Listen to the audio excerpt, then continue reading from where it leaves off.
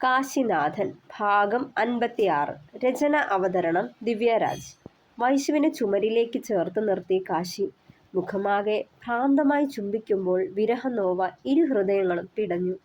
എത്ര ചുംബിച്ചിട്ടും മതിയാവാതെ, എത്ര പുണർന്നിട്ടും കൊതി തീരാതെ അവനിൽ നിന്നും അടർന്നു മാറാൻ കൂടി കഴിയാതെ അവളും. എനിക്ക് കഴിയണില്ല വൈശുവേ. ഇനി ഇനി എന്നാ ഞാനെൻ്റെ പെണ്ണിനെ ഇതുപോലെ കൊതി തീരെ വാക്കുകൾ ചേർത്തിണക്കി പറയുമ്പോൾ വികാരാധീനനായി കരയുകയായിരുന്നവൻ. അത് കണ്ടതേ ഉള്ളൊന്നുലഞ്ഞവളുടെ. ഇരുകവളും കൈകളാൽ ചേർത്തു പിടിച്ചവൻ്റെ കണ്ണുനീരൊപ്പിയവൾ. അയ്യേ, കരയൻ്റെ കാശിനാഥൻ. വേണ്ടാട്ടോ, ഞാൻ വരൂല്ലോ. 2 മാസത്തെ കാത്തിരിപ്പ് കൂടി. പിന്നെ 2 മാസം നമ്മുടേത് മാത്രമായ ഇതിലും മനോഹരമായ ദിവസങ്ങൾ. എൻ്റെ കാശിനാഥനോട് പിണങ്ങാനും ഇണങ്ങാനും ഒക്കെയായി കുറേ ദിവസങ്ങൾ. പറഞ്ഞു കഴിഞ്ഞതും അവളെ മുറുകെ പുണർന്നിരുന്നു കാശിനാഥൻ. Love you Vaishu. എനിക്കറിയില്ല പെണ്ണെ, ഞാൻ എങ്ങനെ ഈ ഫ്ലാറ്റിൽ ഒറ്റയ്ക്ക് ഒക്കെ വലിച്ചെറിഞ്ഞ് വന്നാലോന്ന് തോന്നാം. അതാ. പിന്നെയും പറയാൻ തുടങ്ങിയതും അവൻ്റെ അധരങ്ങളിൽ വിരൽ ചേർത്ത് വെച്ച് അരുതെന്ന് തലയാട്ടിയവൾ. നേടിയെടുക്കാൻ ഒത്തിരിയാ. നമ്മുടെ നിലനിൽപ്പ് കഴിഞ്ഞ് മതി മറ്റെന്തും. ഈ നോവൊക്കെ മാറിക്കോളും. ഇപ്പോൾ അനുഭവിക്കുന്ന വേദനയ്ക്ക് പകരം ഒത്തിരി സന്തോഷിക്കുന്ന ദിനങ്ങളാ നമുക്കായി കാത്തിരിക്കുന്നത്. ഇരു കവിളിലും കൈ ചേർത്ത് വെച്ച് അവൻ്റെ അധരത്തിൽ മുത്തി മാറിയവൾ. കണ്ണാ, ഡാ മതി റൊമാൻസിച്ചത്. ഇനിയും നിന്നാലേ വൈകും. ആക്കിയ ചിരിയോടുകൂടി അടച്ചിട്ട വാതിലിനപ്പുറം നിന്ന് പാച്ചൻ വിളിച്ചു പോകുന്നത് കേട്ടതും അവളിൽ നിന്ന് അടർന്നു മാറി കാശിനാഥൻ. തോരാതെ ഒഴുകിയിറങ്ങിയ കണ്ണുനീരിനെ തുടച്ചു മാറ്റിക്കൊണ്ട് അവളുടെ ബാഗ് കയ്യിലെടുത്ത് വാതിൽ തുറന്നവൻ. ഡാ ഇറങ്ങട്ടെ. സെന്തിൽ അവനെ മുറുകെ പിടർന്നു. ഇനി എന്നാടാ സെന്തി ഇവിടേക്ക്?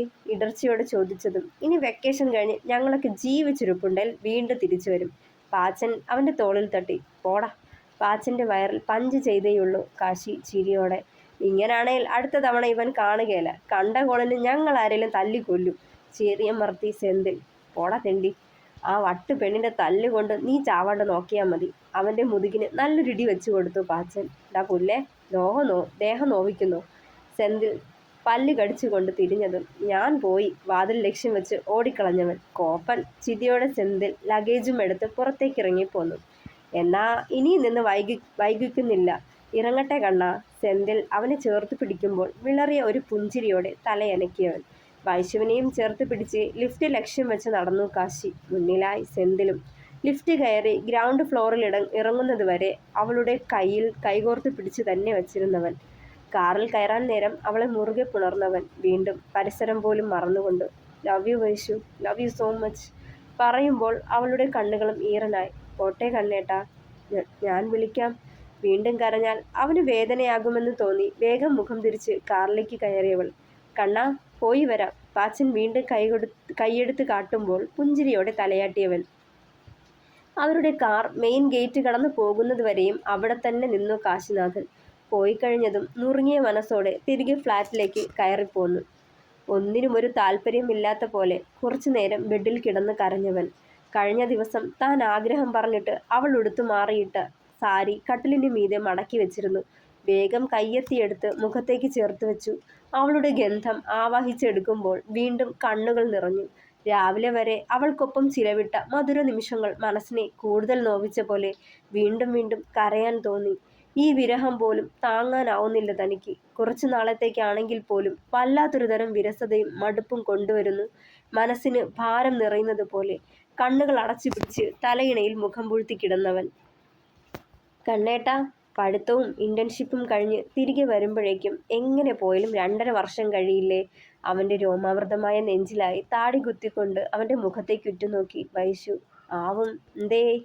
അപ്പോഴേക്കും കണ്ണേട്ടന് വയസ്സ് 10-31 കഴിയും. എനിക്ക് 26 27 ഒക്കെ ആവും. അതിന്? ചോദ്യഭാവത്തിൽ നോക്കിയതും. പിന്നെ PG ഒക്കെ കഴിഞ്ഞ് ആഗ്രഹിച്ച പോലെ വർക്ക് ചെയ്യാൻ തുടങ്ങുമ്പോൾ വീണ്ടും വർഷങ്ങളെടുക്കും അല്ലേ? അത്രയൊന്നും നാൾ വരെ എൻ്റെ കണ്ണേട്ടൻ്റെ ജൂനിയറിന് വേണ്ടി കാത്തിരിക്കുന്നത് റിസ്ക്കാ. അതുകൊണ്ട് ചെറു നാണത്തോടെ അവനെ നോക്കിയവൾ. അതുകൊണ്ട് നെറ്റിക്കുറപ്പിച്ചു കാശിനാഥൻ. PG കഴിയണതുവരെ കാക്കണ്ടാട്ടോ. 2.5 വർഷം കഴിഞ്ഞ ഉടനെ നമുക്ക് കുഞ്ഞിനെക്കുറിച്ച് ആലോചിച്ച് തുടങ്ങണം. അവളത് പറയുമ്പോൾ അവനും ഒന്ന് നെടുവേർപ്പെട്ടു. അതേപ്പറ്റി ഞാനും ആലോചിച്ചു വൈശു. PGക്ക് നാട്ടിലെ ഏതേലും കോളേജിൽ ചേരണം. നന്നായി പഠിച്ചാൽ ആദ്യ ചാൻസിൽ എൻട്രൻസ് കിട്ടും. പിന്നെ റാങ്ക് അനുസരിച്ച് അവിടെ എവിടെയെങ്കിലും കിട്ടും. അങ്ങനെയാണെങ്കിൽ പ്രഗ്നൻസി ടൈമിൽ ഞാനും നിന്റെ ഒപ്പം ഉണ്ടാവും. അത് തന്നെയാണ് ഞാനും ആഗ്രഹിക്കുന്നത്. ആ സമയത്ത് നിനക്ക് മറ്റെന്തിലും വേണ്ടത് എൻ്റെ കെയറിങ്ങും സാമീപ്യവുമാണ്. എനിക്ക് താങ്ങാൻ വേണ്ട സമയത്ത് നീ എന്നോടൊപ്പം ഉണ്ടായി. അതുപോലെ നിനക്ക് എൻ്റെ സാമീപ്യവും കരുതലും വേണ്ട സമയത്ത് ഞാനും ഉണ്ടാവും. അവളുടെ നെറുകിൽ മെല്ലെ ചുണ്ടമർത്തി കാശിനാഥൻ. ഫോൺ റിങ് ചെയ്യുന്ന ശബ്ദം കേട്ടതും ഓർമ്മകളുടെ അലകളെ ഭേദിച്ചുകൊണ്ട് ചാടി എഴുന്നേറ്റവൻ വൈശുവാകുമെന്ന് കരുതി വേഗം ഫോൺ കയ്യിലെടുത്തു. ജോവിൻ എന്ന നമ്പർ കണ്ടതും വേഗം അറ്റൻഡ് ചെയ്തു. കോളേജിലെ കാര്യങ്ങൾ എന്തെങ്കിലും പറയാനാവും മനസ്സിലോർത്തവൻ. ഹലോ കാശിയേട്ടാ, ഇതെവിടാ? വരുന്നില്ലേ നിങ്ങൾ? എടുത്തപാടെ ചോദിച്ചവൻ. വരാം, ചെറിയൊരു തലവേദന. വൈശു വന്ന കാര്യമൊന്നും ആരോടും പറയാത്തത് കാരണം കൂടുതൽ വിശദീകരിച്ചില്ല. നിങ്ങൾ വേഗം വരൂ കേട്ടോ. നമ്മുടെ നൗഷാദ് സാറില്ലേ, അനാട്ടമി പ്രൊഫസർ? അവൻ്റെ ശബ്ദത്തിലെ ആവേശം കേട്ടെന്ന പോലെ തിരക്കി കാശി. ആള് ഹോസ്പിറ്റലിലാ, ആക്സിഡൻ്റായി. കാലിന് നല്ല ഫ്രാക്ചർ ഉണ്ടെന്നാണ് കേട്ടത്. നമുക്ക് സാറിനെ നോക്കി പോവണ്ടേ? ആ പോവാം, ഞാൻ വേഗം എത്തിയേക്കാം. അത്രയും പറഞ്ഞുകൊണ്ട് കോൾ കട്ടാക്കി വേഗം വാഷ്റൂമിലേക്ക് കയറിപ്പോയവൻ. സ്വിമ്മിംഗ് പൂളിൽ നീന്തി തുടിച്ച് വരവേ ഫോൺ റിങ് ചെയ്യുന്ന ശബ്ദം കേട്ടതും ക്രിസ്റ്റഫർ വേഗം കരയ്ക്ക് കയറി ഫോൺ കയ്യിലെടുത്തു. ക്ലീറ്റസ് എന്ന നമ്പർ കണ്ടതേ വന്യമായ ചിരി അവൻ്റെ ചുണ്ടുകളിൽ പൊതിഞ്ഞു. ക്രിസ്റ്റി, പറഞ്ഞ കാര്യം വെടിപ്പായി ചെയ്തിട്ടുണ്ട്. Car number? Naushad, Thadevus medical കോളേജിലെ അനാട്ടമി പ്രൊഫസർ. പറഞ്ഞ വിവരങ്ങൾ കൃത്യം തന്നെ ആയിരുന്നല്ലോ? Yes, of course, everything is done. പറഞ്ഞതുപോലെ ചെറിയൊരു ആക്സിഡൻറ്റ്. കാലിന് തന്നെ നല്ല ഫ്രാക്ചർ ഉണ്ട്. ഉടനെയൊന്നും അയാളിനി എഴുന്നേറ്റ് നടക്കില്ല. 6 മാസത്തേക്കെങ്കിലും റെസ്റ്റ് എടുക്കേണ്ടി വരും. അയാൾ പറയുന്നതൊക്കെ കേട്ട് ഗൂഢമായൊരു ചിരി അവൻ്റെ മുഖത്ത് നിറഞ്ഞു. Thanks Cletus, thank you very much. പറഞ്ഞ തുക ഞാൻ ഇപ്പോൾ തന്നെ തൻ്റെ അക്കൗണ്ടിലേക്ക് ട്രാൻസ്ഫർ ചെയ്തോളാം. അത്രയും പറഞ്ഞ് കോൾ കട്ട് ചെയ്യുമ്പോൾ ആഗ്രഹിച്ചത് കൈപ്പിടിയിൽ ഒതുക്കാൻ പോകുന്നതിൻ്റെ അടങ്ങാത്ത ആവേശമായിരുന്നവനിൽ. ഞാൻ വരുവാണ് കാശിനാഥൻ. വർഷങ്ങൾക്ക് ശേഷം വീണ്ടും തദേവൂസിലേക്ക്. നിനക്ക് വേണ്ടി, നിനക്കായി മാത്രം. മോഹിച്ചതെന്തും നേടിയിട്ടേയുള്ളൂ. നിരാശ, പരാജയം, ഇതിനൊന്നും വഴങ്ങിക്കൊടുത്തിട്ടില്ല ഞാൻ ഇതുവരെ. ഇനിയും അതെങ്ങനെ തന്നെയാവും. നീയും അതുപോലൊരു മോഹമാണ്, അടങ്ങാത്ത മോഹം. നേടിയെടുക്കും ഞാൻ. അതിനുവേണ്ടി തന്നെ ഈ വരവും. നനഞ്ഞ തലമുടി പിന്നിലേക്ക് വകഞ്ഞൊതുക്കി വന്യമായ ചിരിയോടെ പിറുപിറുത്തവൻ. എൻ്റെ വൈശു, എന്തൊരു കരച്ചിലാടി ഇത്. ഇങ്ങനെ കരയാനായിരുന്നേൽ നീ ഞങ്ങൾക്കൊപ്പം വരണ്ടായിരുന്നു. ആ ഫ്ലാറ്റിൽ അങ്ങ് നിന്നാൽ പോരായിരുന്നു. കാറിലിരുന്ന് കരയുന്ന വൈശുവിനോടായി പാച്ചൻ കിറിവിച്ചതും. മിണ്ടാതിരിയടാ ഗോപ്പ, അവളുടെ വിഷമം അവൾക്കേ അറിയൂ. എടി, ഇനിയിപ്പോൾ 2 മാസത്തെ കാര്യം. അത് കഴിഞ്ഞ് വീണ്ടും വരേണ്ടതല്ലേ? അതുമല്ല, അവന് നിന്നെ കാണണമെങ്കിലും ഇവിടേക്ക് ഓടി വരാം. അത്ര വലിയ ദൂരമൊന്നുമല്ലല്ലോ. സമാധാനപ്പെടേണ്ട കൊച്ചേ. സെന്തിൽ സമാധാനിപ്പിക്കുന്നുണ്ടായിരുന്നു. ശരിക്കും പറഞ്ഞാൽ ഇവളെ വല്ല ഗൾഫുകാരനും കെട്ടണമായിരുന്നു. ഇവൾ ഇവിടെയും അങ്ങേരവിടെയും. ഒന്ന് കാണാൻ കൊതിച്ചാൽ കൂടി കാണാൻ പറ്റുമോ? ഫോണിലൂടെയോ വീഡിയോ കോൾ ചെയ്യാം. അല്ലെങ്കിൽ ആളുടെ ശബ്ദം കേട്ട് സമാധാനിക്കാം. കുടുംബത്തിൽ ഒരാവശ്യമോ ആഘോഷമോ വന്നാൽ കൂടി ഓടിയെത്താനൊക്കോ? നല്ല പ്രായത്തിൽ ഒരുമിച്ചുണ്ടാവേണ്ട ടൈമിൽ രണ്ടാളും രണ്ടിടത്ത്. ചിലപ്പോൾ 2-4 വർഷങ്ങൾ കൂടുമ്പോഴാവും ഒന്ന് കാണാനെങ്കിലും പറ്റുന്നത്. അവരുടെ കാര്യമൊന്ന് ചിന്തിച്ചു നോക്കിയേ. അത് വെച്ച് നോക്കുമ്പോൾ നിനക്കവനെ എപ്പോൾ വേണേലും ചെന്ന് കാണാലോടി. രാജപ്പൻ്റെ ഒരൊപ്പ് കിട്ടേണ്ട താമസം കൊണ്ട് അവിടെ എത്തിക്കാൻ ഞങ്ങളൊക്കെ ഉണ്ട്. അല്ലേടാ സെന്തി? പാച്ചനത് പറയുമ്പോൾ അത് ശരിവെക്കുന്ന പോലെ തലയാട്ടി സെന്തിലും. അതവൻ പറഞ്ഞത് നേരാടി. കെട്ടിയവൻ അവിടെ ചെല്ലുമ്പോഴേക്കും ഭാര്യയ്ക്ക് വയറ്റിലുള്ള കാര്യം അറിയുന്നത് പോലും. അവളുടെ ഗർഭകാലം അവൾക്ക് കൂട്ടാവണമെന്ന് അവൻ ഒത്തിരി മോഹിച്ചാൽ പോലും നടക്കില്ല.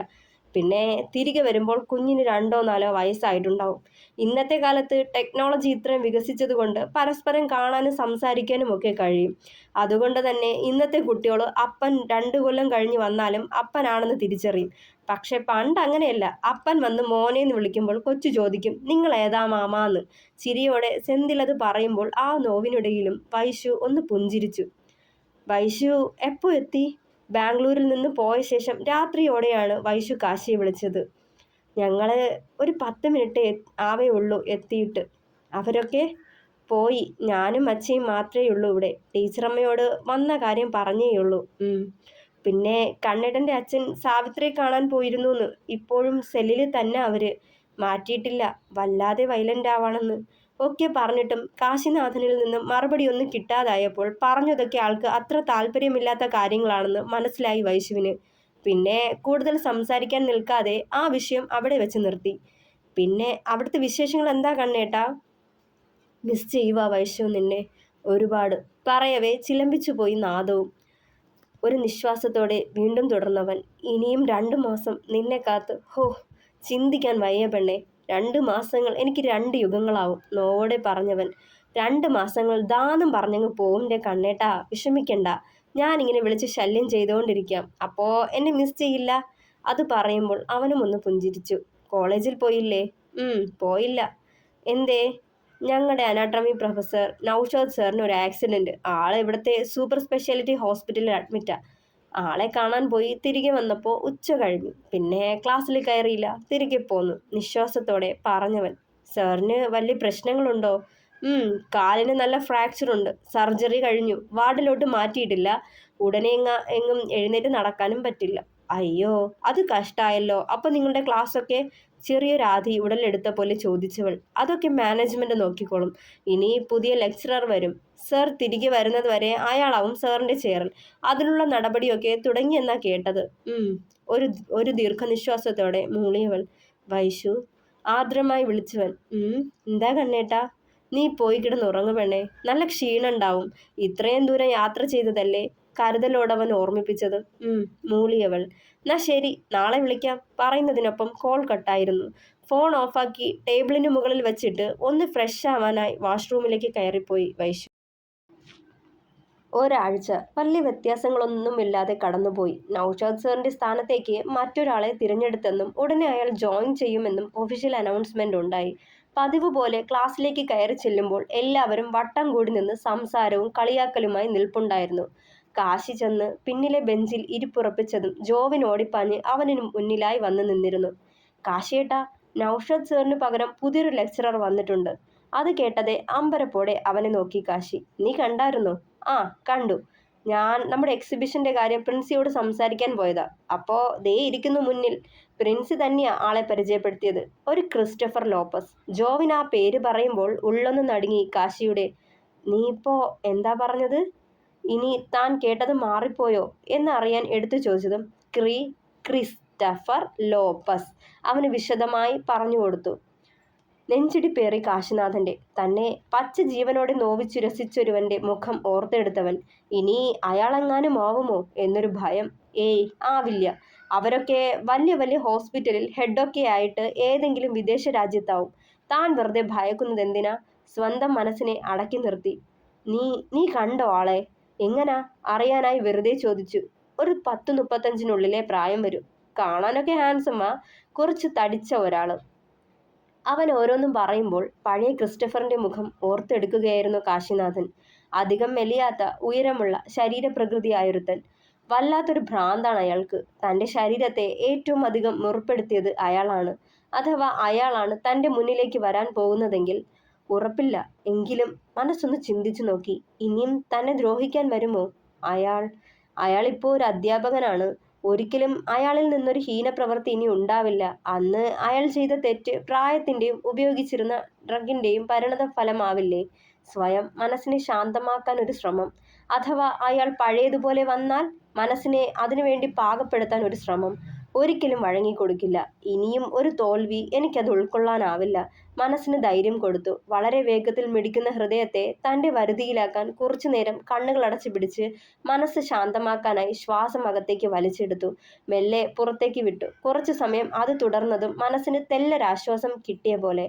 ആദ്യത്തെ അവർ മുതൽ ക്ലിനിക്കൽ സെക്ഷൻ എത്താനുള്ള കാത്തിരിപ്പിലായിരുന്നവൻ. തന്റെ ഭൂതകാലത്തിലെ വില്ലനായ ക്രിസ്റ്റഫർ ലോപ്പസ് തന്നെയാണോ ഇന്ന് തന്റെ മുന്നിൽ എത്താൻ പോകുന്നത് എന്നറിയാനായി. ഒച്ചിഴയുന്ന പോലെ ഓരോ നിമിഷവും കടന്നുപോയി. ക്ലാസ്സിൽ നന്നായൊന്ന് ശ്രദ്ധിക്കാൻ കൂടി ആകാത്തതുപോലെ. ഫ്ലാറ്റിലേക്ക് തിരികെ പോയാലോ എന്നുകൂടി ചിന്തിച്ചു. അങ്ങനെ ഓടാൻ തുടങ്ങിയാൽ താൻ ഒരിക്കലും ഈ കോഴ്സ് കംപ്ലീറ്റ് ചെയ്യാൻ പറ്റില്ല. അങ്ങനെ തോറ്റുകൊടുക്കാൻ മനസ്സില്ല. തന്റെ തോൽവി ആഗ്രഹിക്കുന്നവരുടെ മുന്നേ തന്നെ ഉയർത്താൻ പാടുപെട്ടൊരു പെണ്ണുണ്ട്. അവളെ കാണാതെ പോവാനാവില്ല. വൈശുവിന്റെ മുഖം ഓർത്തതേ ധൈര്യം കൈവന്ന പോലെ തോന്നി അവന്. ദേ, പുതിയ സാർ വരുന്നു. ഹോസ്പിറ്റലിന്റെ കോറിഡോർ കടന്നു വന്ന ആദർശ് അത് വിളിച്ചു പറഞ്ഞതും വെപ്രാളത്തോടെ മിഴികൾ ഉയർത്തി നോക്കി കാശി. ഒന്ന് രണ്ട് ആൺകുട്ടികൾക്കൊപ്പം ചിരിച്ചു കുഴഞ്ഞു വരുന്നവനെ കണ്ടതേ താൻ ഭയന്നത് തന്നെ നടന്നതിലുള്ള നടുക്കം കാശിയുടെ മുഖത്തേക്ക് അരിച്ചു കയറി. അടിമുടി വിറകൊണ്ട പോലെ നെഞ്ചിടിപ്പേറി. ആരും അറിയാതെ വേഗം പിന്നിലൂടെ പുറത്തേക്ക് ഓടിയിറങ്ങി കിതച്ചുപോയി. ഇനി ഒരിക്കലും ഇവരെയൊക്കെ കാണേണ്ടി വരരുതെന്ന് ആഗ്രഹിച്ചിട്ടുള്ളതാണ്. പക്ഷേ വീണ്ടും വിധി തന്നോട് ക്രൂരത കാട്ടുകയാണോ? എത്രയൊക്കെ ധൈര്യം സംഭരിച്ചു വെക്കാൻ നോക്കിയിട്ടും ആ ദിവസം മിഴിവോടെ മുന്നിലേക്ക് തെളിഞ്ഞു വന്നു. ക്രിസ്റ്റഫറിന്റെ ഉടൽ തന്റെ മേലമർന്നത്, തന്റെ ശരീരത്തോട് അവൻ ചെയ്ത ക്രൂരത, തൽഫലമായി താൻ അറിഞ്ഞ നോവുകൾ, ഡോക്ടർമാരുടെ പോലും പരിഹാസവും അവജ്ഞയും അറിഞ്ഞ് മനസ്സുമടുത്ത ദിവസങ്ങൾ എല്ലാം ഓർത്ത് തല ചൂട് പിടിച്ചു. തന്റെ ധൈര്യം ചോർന്നു താൻ ഒന്നുമല്ലാതാവുന്നത് അറിഞ്ഞവൻ സമനില തെറ്റുമോ എന്നുപോലും ഭയന്നുപോയി. ഒരു നിമിഷം നിലത്തൂർന്നിരുന്ന് ചുമരിൽ ചാരി ഇരുന്നപ്പോഴാണ് പോക്കറ്റിൽ കിടന്ന് ഫോൺ വൈബ്രേറ്റ് ചെയ്യുന്നത് അറിഞ്ഞത്. വേഗം ഫോൺ കയ്യിലെടുത്തു. വൈശുവിന്റെ ചിത്രം സ്ക്രീനിൽ തെളിഞ്ഞു കണ്ടതേ മനസ്സൊന്ന് തെളിഞ്ഞു. വേഗം കോൾ അറ്റൻഡ് ചെയ്തു. കണ്ണേട്ടാ. മധുരം തുളുമ്പിയ അവളുടെ ആ ശബ്ദം നെഞ്ചിൽ ആളിക്കൊള്ളുന്ന കനലൊന്ന് തണുപ്പിച്ച പോലെ. വൈശു നാദത്തോടെ വിളിച്ചതും കണ്ണേട്ടാ ഓക്കെ ആണോ? അല്ലാന്ന് തോന്നിയിട്ടാ വിളിച്ചേ. മനസ്സ് വല്ലാതെ പിടിക്കുക. കണ്ണേട്ടന് എന്തോ വിഷമമുള്ള പോലെ തോന്നാ, അതാ. അവളത് പറയുമ്പോൾ കാശിയുടെ കണ്ണുകളും നിറഞ്ഞു. കാതങ്ങൾക്കകലെയാണെങ്കിലും തൻ്റെ നെഞ്ചൊന്ന് പിടഞ്ഞത് അവൾ അറിഞ്ഞതോർത്തതേ ആ പെണ്ണിനോടുള്ള ഇഷ്ടം വീണ്ടും ഇരട്ടിച്ചു. പ്രണയത്തിന് ഇത്രയും ശക്തിയുണ്ടോ എന്ന് ഓർത്തവൻ. കണ്ണേട്ടാ. വീണ്ടും വിളിച്ചവൾ. Vaishu I am not okay തുടരെ പറയവേ നേർത്തിരുന്നു അവൻ്റെ നാദവും. എന്താ പറ്റിയേ? അവൻ്റെ ശബ്ദത്തിലെ ഇടർച്ച അവളിൽ ആധിയായി. He's back. ആരാ? സഞ്ജയോ? ആധിയോടെ തിരക്കിയവൾ. അല്ല, ആ ക്രിസ്റ്റഫർ. നൗഷാദ് സാറിന് പകരം വന്നത് അയാളാ. പകപ്പോടെ പറയുമ്പോൾ അവളിലും നടുക്കമായിരുന്നു. അതിന് പേടിയുണ്ടോ കണ്ണേട്ടന്? ഉള്ളിലെ നടുക്കം മറച്ചു വെച്ചവൾ ചോദിച്ചു. പഴയതൊക്കെ ഓർത്തുപോയി. നേർത്ത ശബ്ദം വീണ്ടും അവ്യക്തതയോടെ അവളുടെ കാതുകളിലെത്തി. അയാളുടെ ദ്രോഹത്തിനിരയായ പഴയ കാശിനാഥനല്ല ഇതെന്ന് അയാൾ അറിയാൻ നേരമായി. അതുകൊണ്ട് പഴയതൊന്നും ഇനി ആവർത്തിക്കില്ല. Show your strength. കണ്ണേട്ടന് നേരെ കൈ ഉയർത്തുന്നതിന് മുന്നേ തിരിച്ചടിക്കാൻ കഴിയുമെന്ന് കാട്ടിക്കൊടുക്കണം. എന്തിനും ഏതിനും ഞങ്ങളുണ്ട്. അത് മാത്രം ഓർത്താൽ മതി. വീണ്ടും ഉപദ്രവിക്കാനാണ് ഭാവമെങ്കിൽ പിന്മാറി ഓടി ഒളിക്കുകയല്ല വേണ്ടത്. അങ്ങോട്ട് ചെന്ന് ആക്രമിക്കണം. കണ്ണേട്ടന് അത് കഴിയും. ഇച്ചായൻ കണ്ണേട്ടന് ജിം ട്രെയിനിങ് മാത്രമായിരുന്നോ തന്നത്? അല്ലല്ലോ. ചെറുചിരിയോടെ ചോദിച്ചവൾ. കണ്ണേട്ടൻ ജയിക്കണം. ഇത്തവണ ആരുടെ മുന്നിലും തോൽക്കില്ല. അവളുടെ വാക്കുകൾ ചോർന്നു പോയ അവനിലെ ആത്മവിശ്വാസം തിരികെ കൊണ്ടുവന്നു. All the best. അവളത് പറയുമ്പോൾ പലതും മനസ്സിലുറപ്പിച്ച പോലൊന്ന് പുഞ്ചിരിച്ചവൻ. കോൾ കട്ടായതും കണ്ണുകൾ മുറുകെ അടച്ചു പിടിച്ച് ചുമരിലേക്ക് ചാരിയിരുന്നവൻ ഇതുവരെ താൻ കടന്നുപോയ വഴികളിലൂടെ ഒന്ന് സഞ്ചരിച്ചു. കണ്ണാ, ഒരു കാര്യം അറിയോ നിനക്ക്? ഭയം അവസാനിക്കുന്നിടത്താണ് ശരിക്കും നമ്മൾ ജീവിച്ചു തുടങ്ങുന്നത്. ഒരു പ്രതിസന്ധി തരണം ചെയ്യുമ്പോഴാ നമ്മളിലെ സ്ട്രെങ്ത് എത്രയെന്ന് നമ്മൾ തിരിച്ചറിയുന്നത്. നിനക്കൊരു കാര്യം അറിയോ? നിന്റെ ബലം നീ ചിന്തിക്കുന്നതിലും കൂടുതലായിരിക്കും. ആർക്കു മുന്നിലും തോറ്റുകൊടുക്കില്ലെന്ന് തീരുമാനിച്ചുറപ്പിച്ചു കഴിഞ്ഞാൽ പിന്നെ ആർക്കും നമ്മളെ തോൽപ്പിക്കാനാവില്ല. നമ്മുടെ സ്വപ്നങ്ങളെ ആർക്കും വേണ്ടി വിട്ടുകൊടുക്കരുത്. നമ്മുടെ മൈൻഡ് ആൻഡ് ബോഡി നമ്മുടെ കൺട്രോളിൽ തന്നെ ആവണം.